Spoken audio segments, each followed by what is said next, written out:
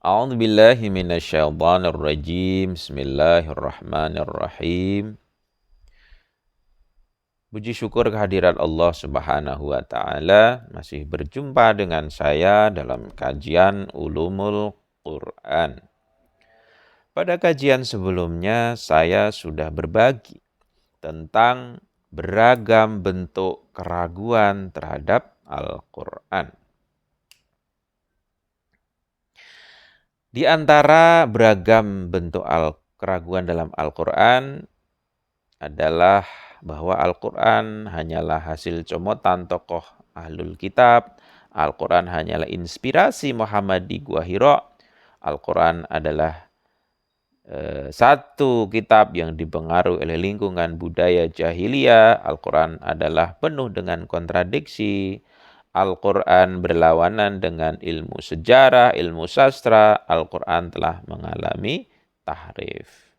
Itulah bentuk-bentuk keraguan terhadap Al-Quran, dan pada kajian sebelumnya saya sudah menjelaskan tentang satu argumentasi yang menjawab tentang bentuk-bentuk keraguan Al-Quran tersebut. Pada kajian kali ini saya ingin berbagi tentang pengertian kisah Al-Quran. Kita ketahui bahwa di dalam Al-Quran terhadap kisah-kisah terbaiknya. Tetapi apa makna kisah yang ada di dalam Al-Quran? Terlebih dahulu izinkan saya membaca surat Yusuf, surat ke-12 ayat ke-3. Nahnu naqussu alaika ahsanal qasasi bima auhayna ilaika hadal Qur'an wa in kunta min qablihi laminal ghafilin. Kami menceritakan kepadamu kisah yang paling baik dengan mewahyukan Al-Quran ini kepadamu. Dan sesungguhnya kamu sebelum kami mewahyukannya adalah termasuk orang-orang yang belum mengetahui. Dari surat Yusuf, surat ke-12 ayat ke-3, kita bisa mengambil pengertian apa yang dimaksud dengan kisah. Kisah al-qisas bermakna cerita atau al-hadis, berita, al-khabar, sesuatu yang baru, amr al-hadis, bahan pembicaraan, al-uhdud, tingkah syan, dan keadaan atau al-hal. Bentuk plural dari kisos atau kisah tadi, kisos adalah bentuk kisah, bentuk plural dari kisah adalah kisos. Sedangkan kata jadian atau masdarnya adalah qosos. Bentuk plural dari kisos adalah kisos. Bentuk plural dari kisah adalah kisos, sedangkan kata jadian atau masdarnya adalah qosos. Kalau kita katakan qososo a'layi khabaron, artinya menceritakan kisah. Sehingga al-qos dan al-qosos berarti mengikuti jejak. Kalau ada kalimat misalnya qosostu atsarohu, artinya saya mengikuti jejaknya. Sebagaimana Allah berfirman, Musa berkata, itulah tempat yang kita cari. Lalu keduanya kembali mengikuti jejak mereka semula. Qasas. Dalam surat Al-Kahfi, surat ke-18, ayat 64, ya. Sekali lagi saya bacakan, itulah tempat yang kita cari. Lalu keduanya kembali mengikuti jejak mereka semula. Artinya apa? Artinya keduanya kembali ke belakang untuk mencari tahu soal keadaan yang sebenarnya. Mencari tahu ke belakang. Kalau kita menciptakan sesuatu, pasti menceritakan sesuatu yang telah lalu. Yang telah lalu berarti di belakang. Dengan demikian melalui lisan Ibunda Musa alaihissalam, Allah berfirman, dan berkatalah ibu Musa kepada saudara perempuan Musa, ikutilah dia. Surat Al-Qasas, surat ke-28 ayat 11. Maksudnya apa? Maksudnya dia menyuruh untuk meneliti, mengikuti jejaknya, melihat siapa yang memungut Musa dari air atau dari sungai. Inilah makna kisah yang kita dapatkan di dalam Al-Quran. Dalam surat Al-Kahfi, surat ke-18 ayat 64, surat Al-Qasas, surat ke-28 ayat 11. Kisah Qur'ani atau kisah dalam Al-Quran atau qasas Al-Quran maksudnya apa? Maksudnya adalah berita-berita Al-Quran, ihwal, cerita orang-orang terdahulu, baik umat-umat maupun para nabi yang telah lampau. Demikian juga berita mengenai peristiwa-peristiwa nyata di zaman dahulu yang memuat pelajaran dan dapat diambil pelajaran pada generasi yang datang setelahnya.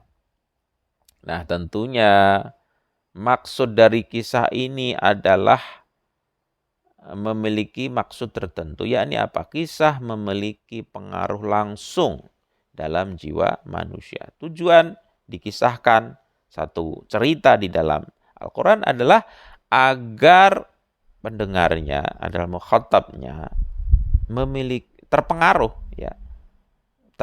secara langsung ketika mendengar cerita itu. Kisah memiliki pengaruh langsung. Dengan demikian kisah di dalam Al-Quran memiliki pengaruh langsung dalam jiwa manusia. Kisah sangat efisien dalam kerangka apa? Untuk pendidikan dan pengajaran.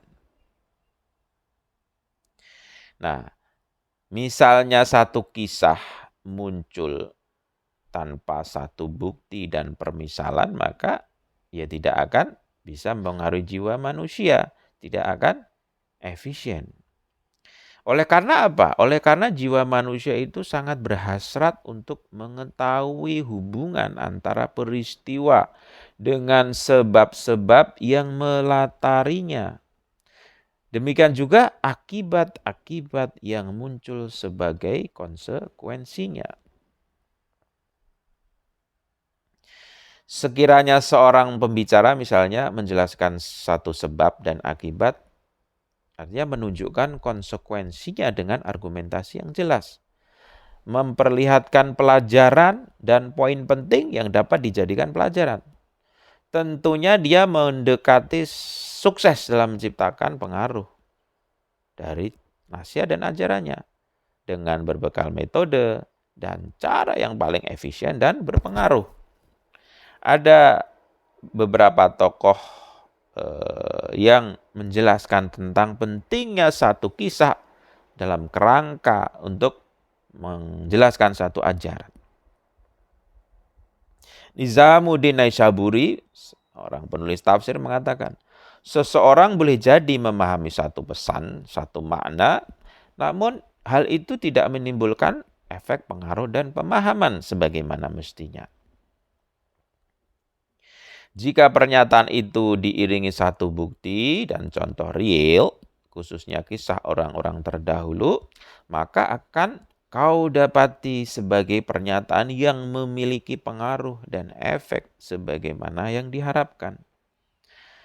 Sebab apa? Sebab dalam diri manusia tersimpan kecenderungan untuk meniru, untuk mengimitasi, untuk muhakah, imitasi keindahan, kesempurnaan dari sesuatu yang dapat disaksikan.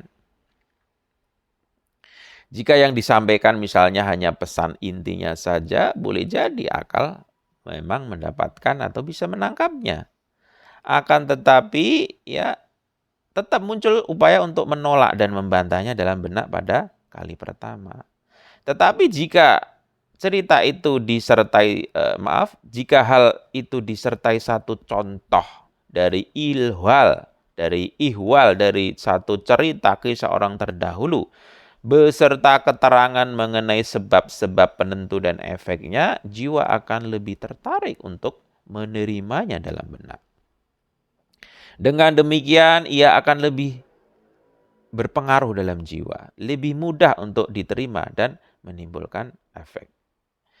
Atas dasar inilah menjadi satu keniscayaan Al-Quran untuk banyak memanfaatkan penuturan kisah-kisah dan permisalan-permisalan.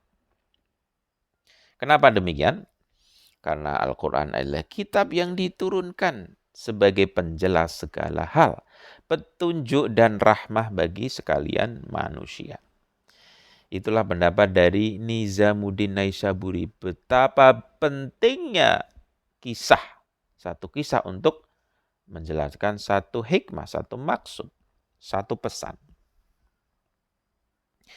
Kemudian Imam Razi juga memiliki pendapatnya tentang pentingnya penuturan kisah-kisah para nabi di dalam Al-Quran. Beliau mengatakan dalam konteks penegasan argumen, bukti-bukti, dan untuk membantah keraguan-keraguan para penentang, Allah menyertakan penuturan ihwal, cerita umat-umat terdahulu, dan sikap mereka terhadap para nabi.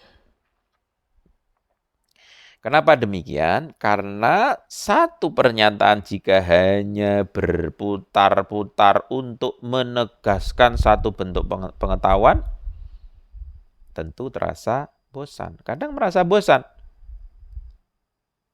To the point, merasa bosan. Namun, demikian jika terjadi perpindahan dan pergeseran dari satu bentuk tema ke bentuk yang lain, itu akan menambah kelembutan dan meningkatkan ketertarikan pembaca.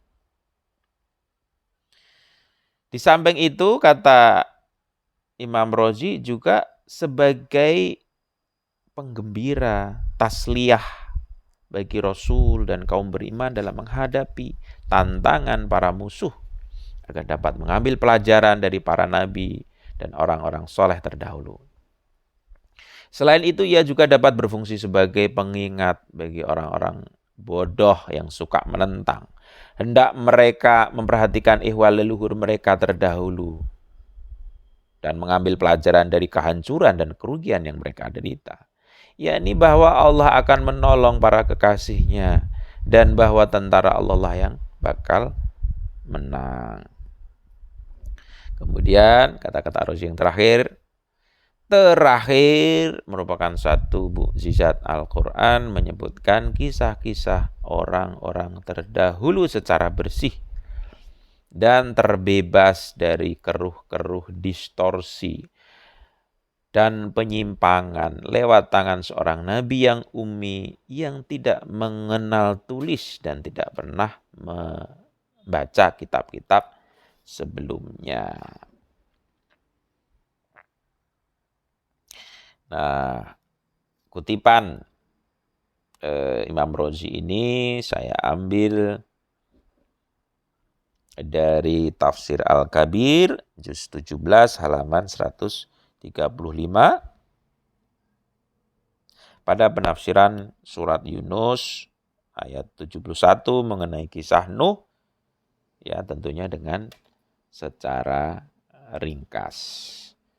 Demikian tadi uraian saya tentang pengertian makna kisah yang ada di dalam Al-Quran. Semoga bermanfaat. Sekian, wassalamualaikum warahmatullahi wabarakatuh.